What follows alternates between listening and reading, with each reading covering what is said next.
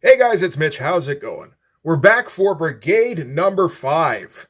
Hands up anybody who ever thought they'd see the inside of Brigade number 5, let alone those who never even knew there was a Brigade number 5. Well, now you get to see it in all of its glory. But before we get into it, if you enjoy the channel, if you feel like you might want to help out a little bit, what you can do is in the description, there's a link to my Patreon. And if you subscribe there, that'll give you access to everything I do, from the Blood Force stuff to the YouTube videos before they get uploaded to YouTube, as well as some Patreon exclusive content.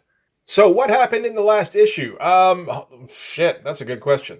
Okay, so KO left the team, Lethal left the team, and Roman attacked the team. Well, I mean, he didn't quite attack them. He just kind of broke their window and then jumped in with an expression like, hee, I just did that shit.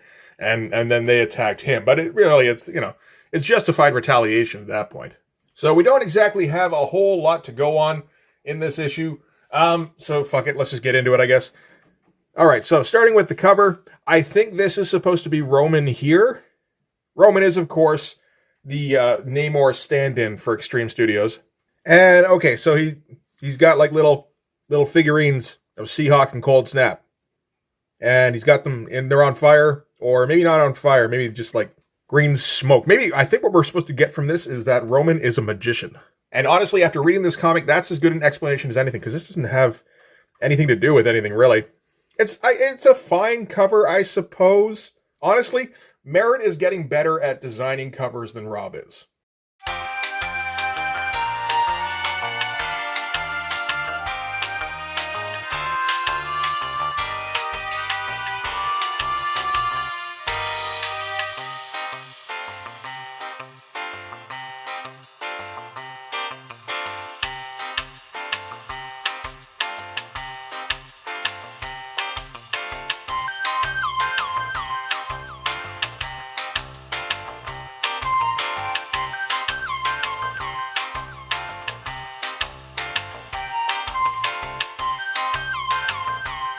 Which is a weird thing to say, but anyway, let's get into this. Roman! Alright, so, Brigade number 5, story by Ripley. Again, the shame of it is that Brigade have already been to space. They're probably not going back anytime soon. Oh well. Pencils, Merritt Michaels, inks, Norm Rapmond. That just seems to be not a great combination. Maybe Merritt Michaels combined with anybody isn't a great combination. Script, Eric Stevenson, colors, Paul Mounts. And technical assistant, Tim Townsend. Alright. Alright, so we're going to start things off with a completely unnecessary splash page, really. It's just a giant close-up of Battlestone's head. And I just put up Youngblood number 7 today, actually. And I know in that one I was complaining a lot about the number of splash pages. It's like, why would you even do this? And it was pointed out, it's like, of course, it's for the resale value. It's like, oh shit, yeah, I always forget about that as a motivation. So yeah, I mean, that's got to be the reason behind this, because there's no other. It's not a cool drawing exactly, but it is a big one. And as far as a giant shot of a head goes, this is fine. It's a little rubbery, but like, it's not exactly one of Merritt's worst or anything. Oh, double page splash.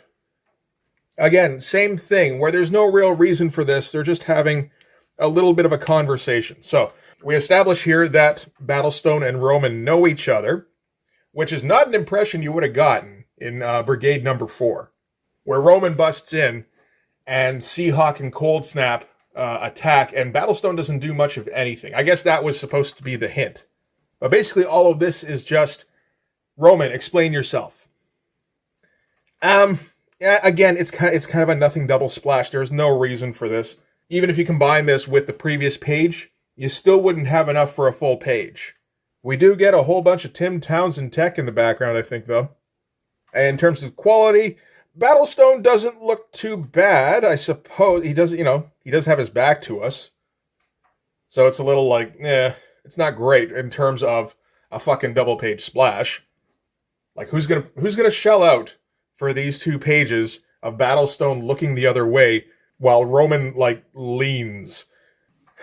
And yeah, he's losing the plot a little bit in the musculature. Again, very puffy in the arms, very rubbery in the torso. And super long legs, super tiny head. That's the formula.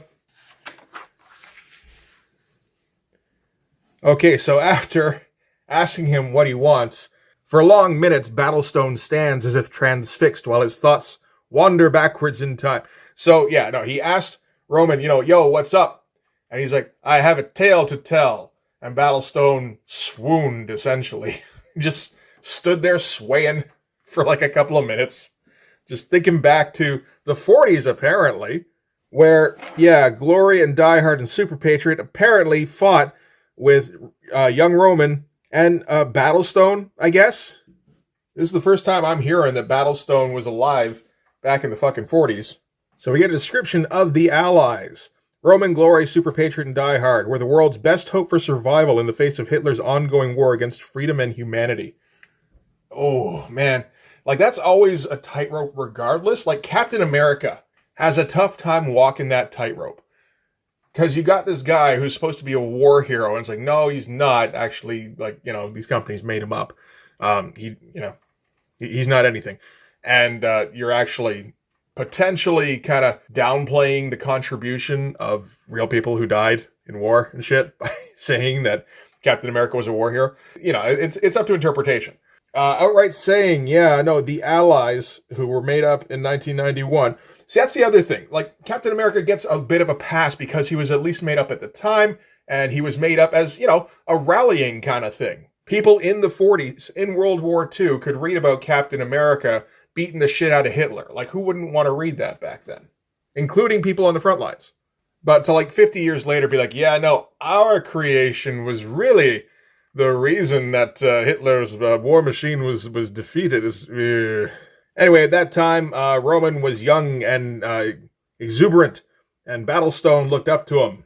But Roman and Super Patriot clashed often, and eventually Roman left the team, and Battlestone apparently hasn't heard from him since. And these pages they're not necessarily the worst thing in the world, but, it's still, Merritt's going to pull out a standard issue giant head, it's a fine giant head. It's not impressive by any means.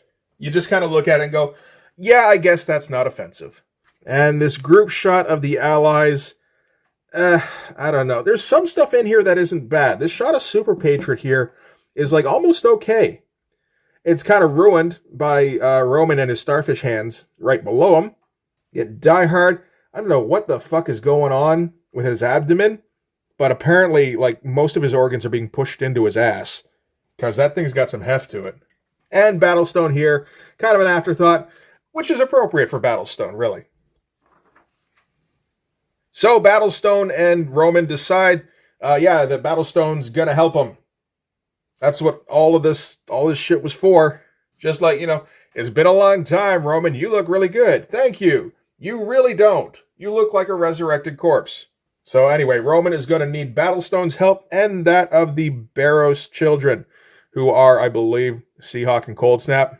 And Seahawk and Cold Snap aren't particularly keen to help Roman because, if we recall, they attacked him in the last issue and he whipped their asses. So that's, he's a bad guy, obviously. And Roman got that inverse scoliosis that's going around Extreme Studios. I don't mind this look too much, but when you got his back lining up with, his ear, pretty much, most of everything is behind him there, it just doesn't work. So anyway, they don't want to head out, and Roman tells them that it's not him who needs them, but their father. And I mean, I trash a lot of Merritt's artwork, and there's plenty of reasons on here to trash it.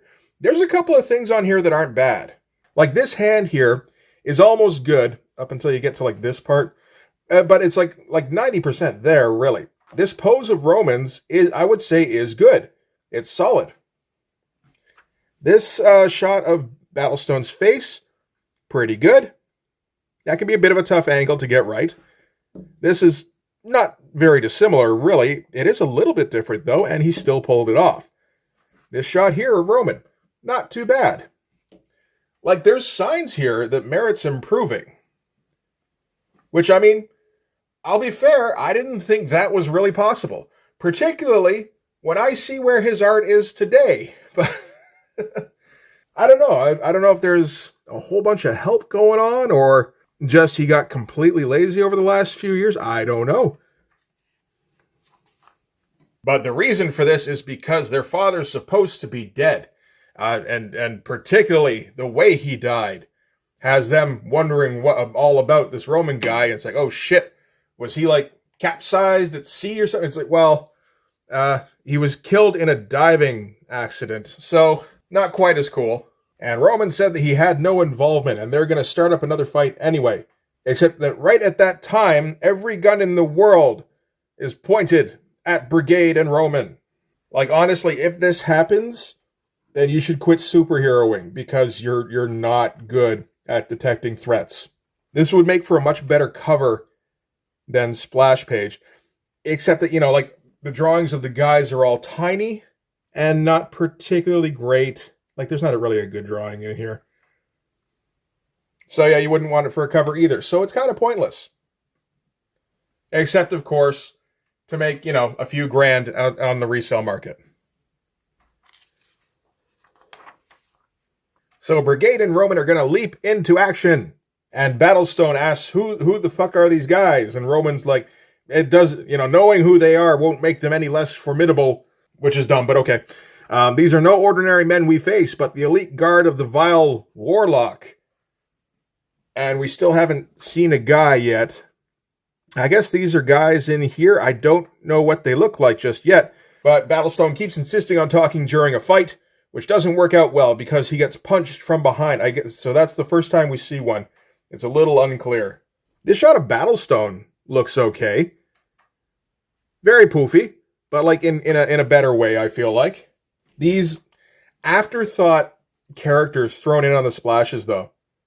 This has to stop, because obviously he does this as a shot of Battlestone and Roman and then goes, okay, who else can I fit in and where? And by the time we get down to Boone here, he's like drawing stick figures. Oh, and hey, did you know that Thermal was on Brigade? I forgot, to be honest. They don't like Thermal too much, I feel like. So, Battlestone gets thrown back while Boone leaps forward. I don't mind the motion. That looks alright. This is kind of weird how there's like no holding lines whatsoever here. It's not a drawing, really. Did Paul Mounts have to draw that? It kind of looks like he might have. Unlikely, I suppose. And they have a little conversation as they're flying in opposite directions. So, talk about attracting unwanted attention. That sucker was on you like you were made of magnets. Okay, that's a line, I suppose. And while flying back, Battlestone goes, not another word, Boone. Not another ung. And they keep trying to make Boone like a Spider-Man or something, where he keeps quipping during a battle. He just doesn't say anything funny.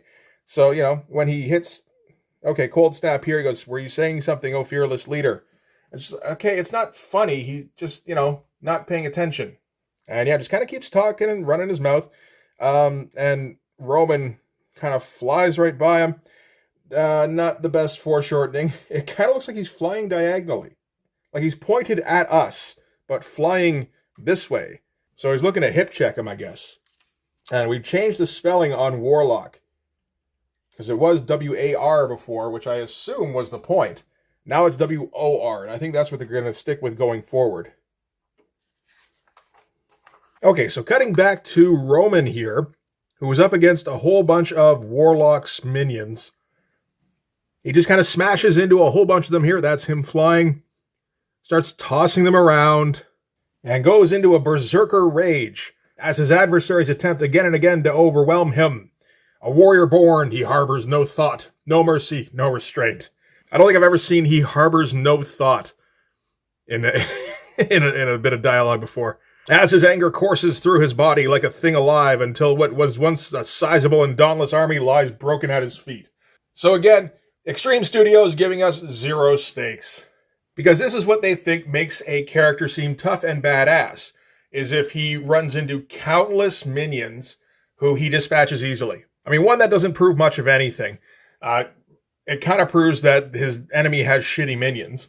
It doesn't make him look particularly impressive because nobody on Brigade had a particularly tough time with these guys. I guess this is the small army here. But we'll assume that Merritt just didn't feel like drawing, dozens of bodies. I honestly don't blame him too much for that. But if you just keep creating these heroes, in quotes, who are constantly rushing into battle against nobodies and wiping them out easily, that's just boring. It doesn't make your guy look particularly tough. It makes it look like he picks easy fights. It makes it look like he doesn't have anybody worthwhile to fight. I mean, this is everybody in the Extreme Universe these days. You look at anybody on Youngblood, they get into a fight, it's usually over pretty quick. The only time that maybe doesn't happen is when they go up against each other, and then it's just big punch, big punch, big punch, and then nobody really wins by the end of it. And we still haven't gotten a good look at whoever these fucking minion guys are anyway. So now that these guys have popped up out of nowhere, and, Brigade and Roman have mopped them up easily, Roman is going to try and convince him why he needs their help, even though he dispatched, like, dozens of them with no problem. Now, that's, dozens instead of, an army, perhaps. Maybe that's the deal. But apparently Warlock is set to besiege Roman's undersea city of Newport, which, not a great name, but okay. And Battlestone is all in. I think this is the first time I've even seen Battlestone agree to a fight that might benefit somebody. If it's a worthless fight that has no chance of a good outcome for anybody, then yeah, he's down to clown. But if it's a fight to, maybe get on a ship and go home from a different galaxy, no, he doesn't really want anything to do with that. Every other fight is just the Brigade getting attacked and Brigade kind of getting their ass whipped. And then somebody else coming in to help them out. But yeah, in this case, Battlestone decides that they are indeed going to help out Roman. This is a weird shot just because of how zoomed out it is. Like, there are all sorts of ways to show our heroes standing among a bunch of bodies, but still get in, a little bit closer at least, so maybe we can see, a face or, an actual figure of some kind. And, then if you draw 10 guys, then maybe it doesn't look like they fought absolutely nobody. So, now we're ready for the advance on Newport. Again, terrible name. For many reasons. Yes, one is the cigarettes. Also, an undersea city probably shouldn't have their name end in port, unless it's a sunken city. That might be okay then. But it really does sound like just a nothing town in Maine. But yeah, they're going to get ready to go. Battlestone is super stoked. This is the first time he's been this stoked since the 40s. And this is the Brigade team that's going to go, apparently. So, Roman and Battlestone, Cold Snap. Is it Cold Snap? Yeah. And Seahawk and Boone. Thermal's going to stay home because she's going to be worthless underwater. Which is fair. It does also seem as though Thermal is useless in every situation. But, this one is a legitimate uselessness. As for the page itself, it's not too bad. I mean, Battlestone here looks okay for a giant dude. He does have a gigantic fucking, pelvic area. Roman, the figure itself looks all right. It seems Merritt is getting more and more comfortable putting actual forms in here instead of just letting shit trail off, which he tends to do more with the hands and the arms. And then everybody else, I mean, you can barely see. That's the one expression Cold Snap makes these days. Seahawk has never looked great. Where the fuck is his helmet? That's the only cool looking thing on Seahawk. Do we have to see his rat tail now? And yeah, Boone off in the corner here is an afterthought, as usual. Yeah, could have been done a little bit better, but I get it. As far as splashes go, this is probably about as good as it gets for Merritt. You remember some of his old double-page splashes? They're pretty funny. So we've got, this one here. It's a lot better than that. This is theoretically July of the same year. This is November. Now, I mean, I think very clearly this is done at the beginning of the year and probably with much worse inkers. Who does the inks on this? Norm Rapman and Paul Scott. Okay. Well, Norm Rapman is the inker on this one. And Paul Scott is fucking Rob Liefeld, right? So just kind of less excuse than I even thought for how bad that fucking splash was. All right, so from here, we're going to cut to a pair of epilogues. We're getting ambitious. One is Thermal. Since she can't go under the sea, she's going to do what all Brigaders do. When trying times emerge, she's going to go and sun herself. And she's going to take a call from her editor, I think. If we recall back in, what was it? The backup story in issue 2. She was an undercover reporter who refused to give her editor the space story. And now he's giving her shit, and she's still not really pointing out, dude, I can fly over there and burn your house down. But, she's too noble for that shit. No, Brigade's a very noble team. And then Epilogue 2 in Tokyo. Some dude gets shot in the back with arrows. And KO goes, it begins. I like to think what's beginning is just KO running around to various office buildings and shooting people through the back. And elsewhere, the God of Thunder is coming. It's not a bad promo. I can't help but notice this would not have taken long to make. But sure, if you can do that, why not? Hope somebody got paid for that. Hope Brian Murray got paid for that. He doesn't get paid enough. So yeah, Thor versus Supreme comes out in Supreme number 7. I do remember this coming out and being like, can Image do that? Thor is copyright Marvel, right? And it's like, well, no. You're not allowed to copyright gods. Like, yes, that particular incarnation of, your interpretation, sure, you can copyright that, but I mean, anybody could do that. So, and they found that shit out. So they made a Thor who doesn't know how to hold a hammer. What are you going to do with that? To be fair, it doesn't look much like a hammer. It's more like a giant golf club. I wonder if we should check out more Supreme. Because, like, Brian Murray's stuff, like, it's still, it's not too bad. This is him, right? Yeah. Oh, he's updated his signature. Well done. All right, so now we're going to cut to a Hacker subplot. Remember Hacker? What do you mean no? He was that guy in that issue that one time, remember? Anyway, Eric Stevenson's going to weave us a tale with the help of Anthony Wynn, who's just a not very good penciler at all. Oh, but Merritt Michaels did the layouts and plots, so this will be an instant classic. Anyway, Hacker gets home to his apartment and mopes all the way. All these things, moping. Just, boon. Fat lot of good hooking up with him did me. Kid didn't even bother looking for me after him and Brigade took off out of Gate HQ down in L.A. Some partner he turned out to be. And just musing on things, because this is important. So he gets back to his flop house, which he hasn't been to in a while. And he sees mail, and he's like, hey, maybe Brigade sent me mail. Which feels weird. Like, what, did you think they were going to send you Valentine's Day cards? But, this it's still 1993.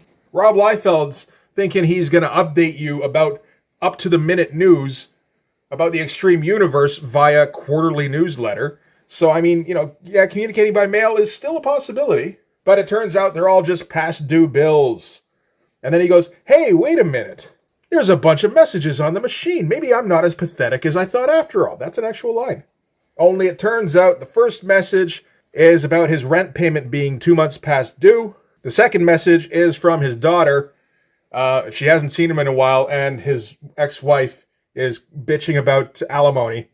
And then the third one is somebody saying, yo, we were trying to get in touch with you. We couldn't do it. So now we're going to come to your house and kidnap you. And that's what they do. So yes, he is exactly as pathetic as he thought. All right, who do we got for the profiles? Byron Talman, the guy who does bad colors on Bloodstrike? No thanks. Anything interesting in the letters? Doesn't look like it. I mean, they are, all fairly complimentary. And it's just like, man, how did you even find like 20 people to say nice things? And it's all like, this is the best comic I've ever seen. It's like, wow, man, I don't understand your system of grading. Okay, so next issue, Brigade and Roman versus Warlock. And they did spell it with an O. So that, I guess they're going with that. The fate of the underwater city of Newport, filtered menthol, hangs in the balance as Brigade clashes with the nefarious Warlock. Will the lives of our heroes ever be the same? Why wouldn't they be? What will become of Cold Snap? What? Don't miss another exciting tale coming at you from the halls of Extreme. Why didn't Halls release an Extreme line? I mean, Doritos did. You think, it should be easy to make an Extreme Halls and just like, something you pop in there while you're theoretically getting your throat healed. Now, troll again. Okay. All right, so that is Brigade number 5. There is still not a fucking thing happening in this comic book. Nothing happened in issue 4, and then nothing kind of continued to happen in issue 5. You could have compressed the two story-wise easily, and probably added a little bit more in there to make it a bit more interesting. If you could write a comic book. We've seen no evidence that Eric Stevenson can do that. Or Ripley, for that matter.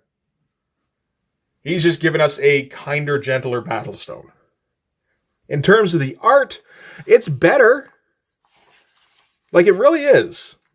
Which is surprising. I think this is about as good as it's going to get, which is still not really good comic book art. But, I mean, you can't say there isn't improvement. And that in itself, I won't shit on Merritt too much. You know, you can point out some weirdnesses here and there, but he's actually getting to the point where he's almost rivaling Rob.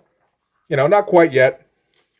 And, you know, you get like shit like this, where he looks like fucking hydrocephalic Tom Waits. And yeah, there's all sorts of goofy stuff going on. But I mean, for the most part, yeah, it's not bad. You can almost kind of see why Merritt is his workhorse. Assuming, of course, that Merritt is the one that is doing all of this. And he's not getting shit tons of help from everybody. Which I don't think is really an assumption you can make. I mean, particularly considering where Rob came from. Where he barely drew any of his first few comic books. He drew the figures and he drew some screen doors. And then his inkers took over everything. You know, it was pointed out that What If issue that I said was the peak of Rob Liefeld's career. That's actually probably more Scott Williams drawing than Rob Liefeld. Rob Liefeld, it sounds like, just drew the figures, pretty much. And even then, that was over Jim Valentino's layouts, right? So, anyway. As far as I can tell, Merritt seems to be growing a bit as an artist. It would be nice if he'd continue to grow. He'd never get to the point where he was good. I could comfortably say that, at least. But yeah, this is a surprising leap in terms of the artwork. Like, we're at the point now where if you said, would you rather read a Jim Valentino book or a Merritt Michaels book? In terms of quality of art, not for entertainment value. I mean, there you take Merritt Michaels any day of the week. But like, just like, you know, which one has better art? You're going to start going, maybe Merritt? I don't know. And if he continued on that path, yeah, he might have got somewhere. But yeah, never happened. Anyway, this is just kind of a quick follow-up, re-edit kind of thing.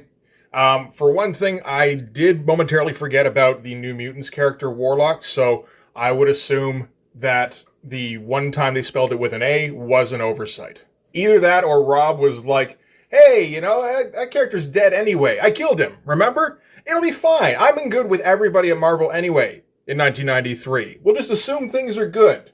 And then proceed like that. And then eventually somebody was like, no, we're going to get fucking sued. Either one is like equally plausible.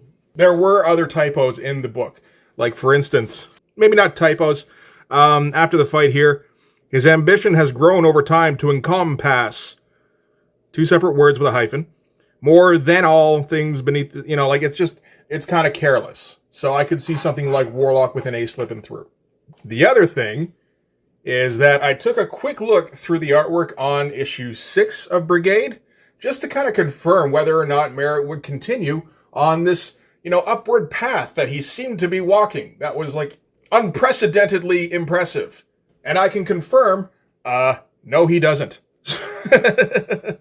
The art takes a noticeable dip after this issue. So I think it's very safe to say Merritt got a shit ton of help on this book. I don't know who the fuck was doing the other drawing. I don't know who else Rob had at this time. Merritt was kind of his star. There's no other credits in here. At least not for drawing, anyway. Oh, and one other thing. The title, it's a very deep sea. I meant to comment on it, but was distracted by the Roman! But that's one of the dumber titles I think I've ever seen. Anyway, continuing. That's going to do it for this one. Thanks very much for watching. If you like this video, please hit like, hit subscribe, hit the notifications so you know when the next one's coming out. Go over and subscribe on my Patreon. That'll give you access to everything I do, from the Blood Force stuff to the YouTube videos before they get uploaded to YouTube, as well as some Patreon exclusive content. You can also follow me on Instagram and DM me there for commissions. But yeah, who'd have thought we'd get to the point where I'd read a Merritt Michaels comic and not shit all over the art the entire issue. It's a banner day. Maybe I'm coming down with something. You know, I really should kind of check my temperature and just see if I've got like a bit of a fever or something. That could be it too. Anyway, that's going to do it for this one. Thanks again for watching. I'll see you guys in the next one. Bye-bye.